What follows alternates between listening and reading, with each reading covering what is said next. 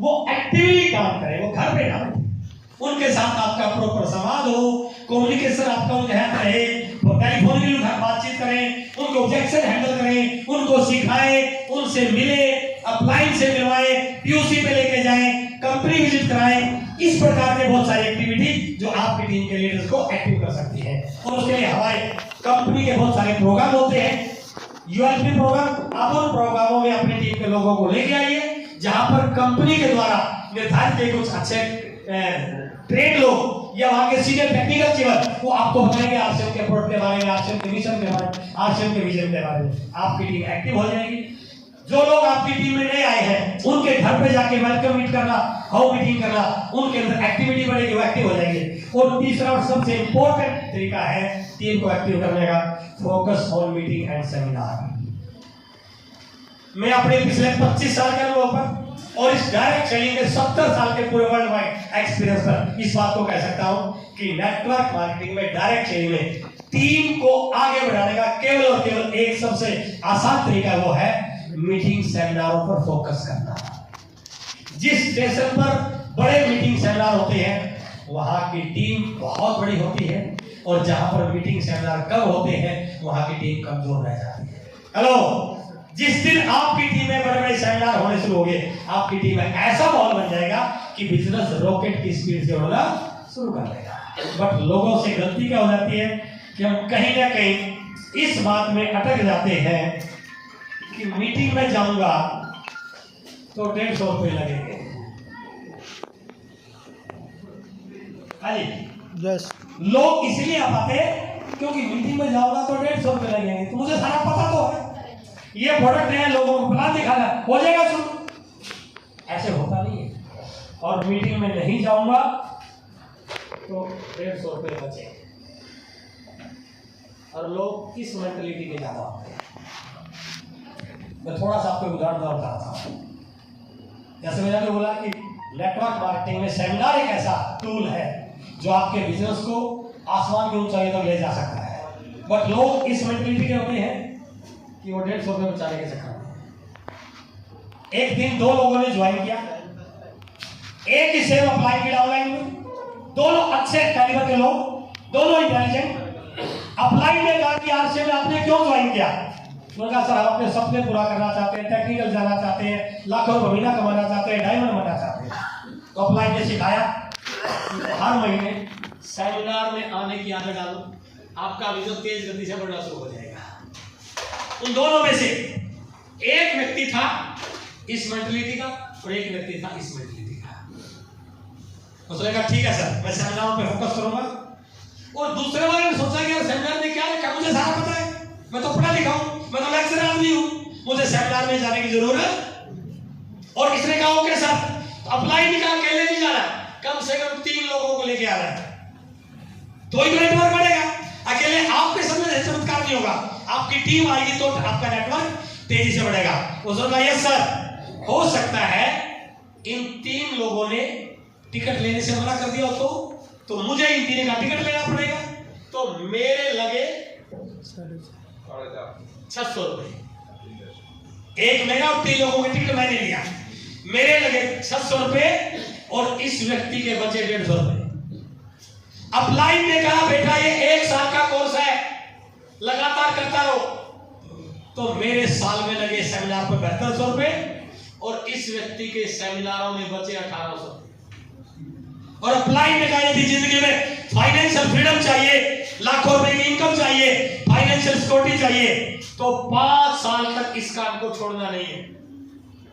और 5 साल में इस व्यक्ति ने सेमिनार पर खर्च कर दिया 36,000 रुपए और 5 साल में इस व्यक्ति ने बचा लिए 9,000 रुपए। अब 9,000 रुपए में कई सारे बंगले बन गए होंगे इसके, कई सारी गाड़ियां आ गई होगी, कई सारी जमीन खरीद ली होगी इसने। क्या फर्क पड़ा होगा? कुछ भी फर्क पड़ने वाला नहीं। बट एक फर्क पड़ा, ये 5 साल के बाद भी रॉयल्टी के लिए जूझ रहा होगा और ये 5 साल के बाद महीने के 5 लाख रुपए कमा रहा होगा। और जब मैं पहली बार आरसीएम आया तो मुझे मेरे अप्लाई ने कहा था, क्योंकि मैंने हरियाणा से ज्वाइन किया था, सेमिनार भीलवाड़ा जयपुर में होते थे, तो मैं गाड़ी भर के, जीप भर के, बस भर के सेमिनार में लेके जाता था और उसका परिणाम ये रहा कि मैं 6ठे महीने आरसीएम का रोल टीचर बना और 9वें महीने इंडिया का नोवा टेक्निकल चीफ बनने का मुझे सौभाग्य प्राप्त हुआ। समझ आया सर? हाँ, जेन्युइन प्रॉब्लम हो सकती है कि मैं शुरू से फुल टाइम लग गया, घर वाले सपोर्ट नहीं कर रहे, इनकम का कोई सोर्स नहीं है और मुझे आरसीएम में टिकट लेने के मेरे पास पैसे नहीं है, तो मेरे सामने एक जेन्युइन प्रॉब्लम तो है, लेकिन उसका विकल्प है क्या कि आप आरसीएम का प्रोडक्ट यूज कीजिए, न्यूट्रीचार्ज हमारे पास गामा और जो प्रोडक्ट है यहाँ पर जो हर व्यक्ति की जरूरत है, हमें मिलता डीपी पे है, हम एमआरपी पे सेल कर सकते हैं। हेलो, गामा की 1 सीसी 1 डीपी लिखा होता है 680 रुपए, हमें मिलती है 480 रुपए में, तो कितना कैश मार्जिन आ गया? 200 रुपए। यदि महीने में मैंने 3 डीपी भी बेच दी तो कितना कमा लिए? 4 लोगों का टिकट का जुगाड़ बना कि नहीं बना? अरे मैं अपने आप से पूछ रहा हूँ कि कामयाबी आपको चाहिए, टेक्निकल आपको जाना है, तो सेमिनार की व्यवस्था आपको करनी पड़ेगी सर।